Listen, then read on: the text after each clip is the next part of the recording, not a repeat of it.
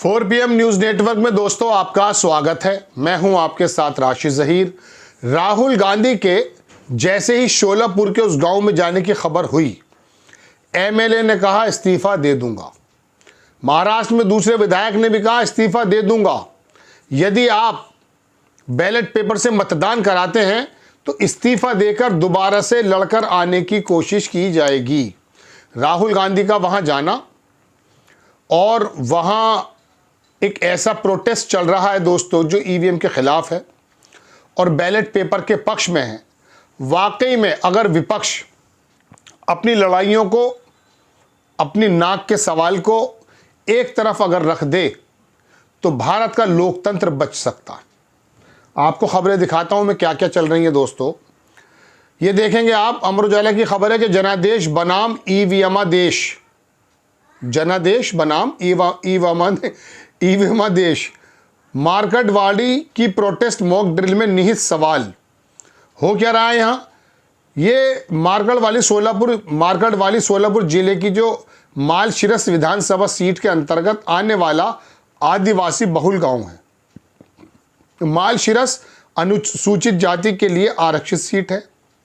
हाल में राज्य में हुए विधानसभा चुनाव से इस सीट पर राष्ट्रीय जो एनसीपी है शरद पवार वाली, उसके उम्मीदवार उत्तम राव जानकर ने जीत हासिल की थी। नतीजों से चौंके मार्केटवाली लोगों ने दावा किया कि उन्होंने तो जानकर को वोट दिए थे। उसके बाद से तमाम चीजें सामने आ गई हैं। मार्केटवाड़ी के ग्रामीणों का कहना है कि वहां भाजपा प्रत्याशी को जितने वोट मिले वो संभव ही नहीं था, क्योंकि ये गांव राष्ट्रवादी कांग्रेस पार्टी शरद पवार का गढ़ है। हालांकि ये चुनाव राष्ट्रीय शरद पवार के उत्तम राव जानकर ने जीता, लेकिन सवाल इस बात पर उठाया गया कि हारे हुए भाजपा प्रत्याशी को भी इतने ज़्यादा वोट मत कैसे मिल गए। उत्तम राव जानकर से ज़्यादा मत मिल गए थे वहाँ पर। 2014 से ऐसा हुआ नहीं था, तो वो रैलियाँ निकाल रहे हैं। वहाँ पर एक जो है आंदोलन की जैसी स्थिति होने वाली है। अब मैं आपको थोड़ा सा राहुल गांधी की तस्वीरें दिखा दूँ और कौन कौन से वो विधायक हैं जिन्होंने कह दिया साहब। ये देखिए सामने ने लिखा है कि ईवीएम के खिलाफ विधायकों ने की इस्तीफे की पेशकश। मुंबई में सुनील राउत और मार्केटवाड़ी से उत्तम जानकर ने छेड़ी मुहिम। ये दोनों की तस्वीरें भी आपके सामने। ये खबर देख लीजिए। अपोजिशन के जो एमएलए थे, इनके बारे में मैंने पहले आपको बता दिया था कि वो शपथ लेने से इनकार कर चुके हैं। इंडियन एक्सप्रेस की खबर है। अब खबर ये देखिए कि दोस्तों राहुल गांधी 9 दिसंबर को महाराष्ट्र में ईवीएम विरोधी प्रदर्शन में शामिल हो सकते हैं।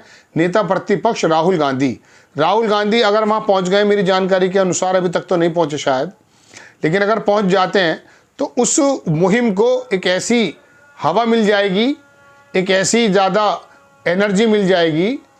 तो दोस्तों राहुल गांधी के सिर्फ जाने भर की खबर ने ही वहाँ के विधायकों को इस बात के लिए प्रेरित कर दिया कि वो इस्तीफा देने लगे जीत करके। ये वाकई एक ऐसा बड़ा आंदोलन बन सकता है, बशर्ते इंडिया गठबंधन के जो बाकी दल हैं वो भी इसको इसी तरह से पकड़ लें और कांग्रेस भी अपनी अगर सही रणनीति बनाती है तो लोकतंत्र पर जो ये लूट होने के आरोप लगते हैं वो खुल जाएंगे। अब तो केजरीवाल ने भी बता दिया है कि खाली ईवीएम की मशीन से ही गड़बड़ी नहीं हो रही है। प्रीपोल यानी कि मतदान से पहले जो वोटर लिस्ट में जिस प्रकार की गड़बड़ियां, नंबरों को हटाना और बढ़ाना, नामों को घटा देना, एक ख़ास पार्टी के ख़ास वर्ग के लोगों के नामों को हटा देना, और ऐसे मैंने कल एक रिपोर्ट बनाई थी। आप देखिए कि एक आदमी ने 250 वोट कटवाने का फॉर्म भरा है, फॉर्म 7 जिसको बोलते हैं, और उसके अंदर ऐसा भी हुआ है कि बीजेपी के लेटर पैड पर यह संस्तुति करने की मांग की गई है कि नाम काट दिया जाए। अब वो किन लोगों ने ऐसा किया है, चुनाव आयोग के पास पूरा रिकॉर्ड है। बहरहाल दोस्तों बात यह है कि राहुल गांधी अगर तमाम चीज़ों को पीछे छोड़ते हुए जो चल रहा है कि इंडिया गठबंधन में कौन लीड करेगा, कौन बनेगा, कौन नहीं बनेगा, ममता बनर्जी अलग सुर गा रही हैं, तमाम चीज़ें, इन चीज़ों को साइड में करके अगर राहुल गांधी ईवीएम पर और लोकतंत्र की इस लूट के आरोप को अगर सिद्ध करने पर सड़क पर उतर जाते हैं, जैसा कि पहले मल्लिकार्जुन खड़गे साहब ने कहा था कि ईवीएम यात्रा भी निकाली जाएगी, क्योंकि हकीकत में महाराष्ट्र का चुनाव चौंकाने वाला है। देखिए शरद पवार को वोट नहीं मिली, समझ में आ गई बात, लेकिन अजीत पवार को कैसे मिल गई? हैरत की बात है।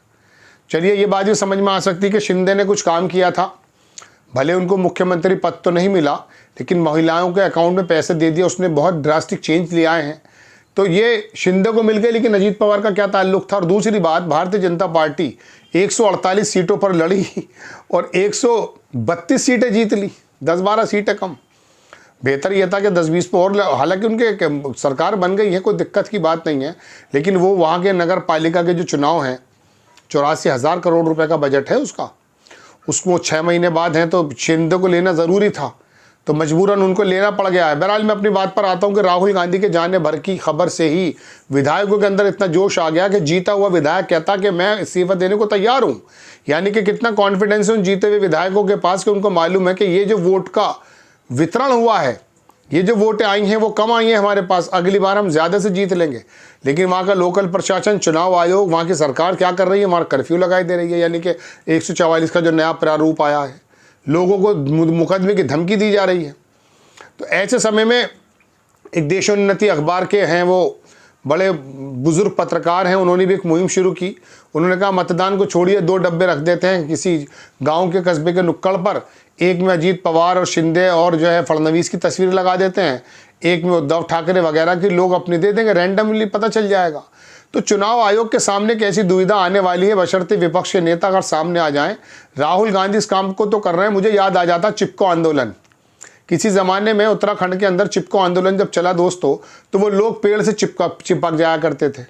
केंद्र सरकार को पेड़ों के कटानों पर रोक लगानी पड़ गई। बहुत सारे नर्मदा आंदोलन है, गंगा मुक्ति आंदोलन है, बहुत सारे आंदोलन देश में चले हैं और वो कामयाब भी हुए हैं। राहुल गांधी भारत जोड़ो यात्रा की तर्ज पर अगर मिसाल के तौर पर इस पर भी आ जाते हैं कि वो ईवीएम यात्रा निकाल देते हैं और वहाँ पर मालकवाड़ी जो जगह है शोलापुर की, यहीं से अगर वो अपनी यात्रा शुरू कर देते हैं ना, तो वाकई मैं आपको बता रहा हूँ सारे के सारे झगड़े ख़त्म। इंडिया गठबंधन तो देखिए, पहली बात तो ये है, फेविकोल से जुड़ा हुआ तो था नहीं, अपने अपने अलग अलग पार्टियां हैं। ये जब 2029 का चुनाव आएगा फिर इकट्ठे हो जाएंगे, तो इसमें तो फुटेज खाना ही गलत है। बल्कि मैं एक प्रोग्राम बना दूंगा कि आखिरकार इंडिया गठबंधन को किन के इशारे पर टूटा हुआ बताया जा रहा है। अरे ममता बनर्जी तो पहले भी पक्ष में नहीं थी भाई, केजरीवाल पहले भी बहुत ज़्यादा पक्ष में नहीं था, तो उसमें क्या परेशानी की बात है। जब इकट्ठे होंगे 2029 के चुनाव आएंगे, उस वक्त पता चल जाएगा कौन मोदी के साथ है, कौन आरएसएस की विचारधारा के साथ है और कौन अलग है। तो ये एक चीज़ है, प्रोसेस है, इसमें बिला वजह समय ख़राब करना गलत है।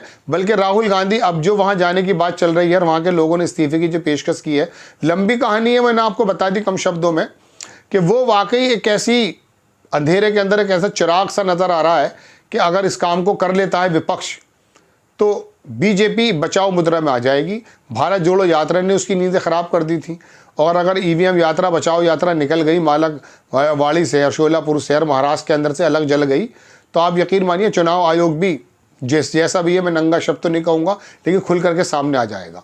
आपको खबर कैसी लगी अपनी राय कमेंट्स बॉक्स में ज़रूर दीजिए। चैनल को सब्सक्राइब कीजिए, शेयर कीजिए। नेक्स्ट टाइम मैं किसी खबर के साथ हाजिर होता हूँ। जय हिंद।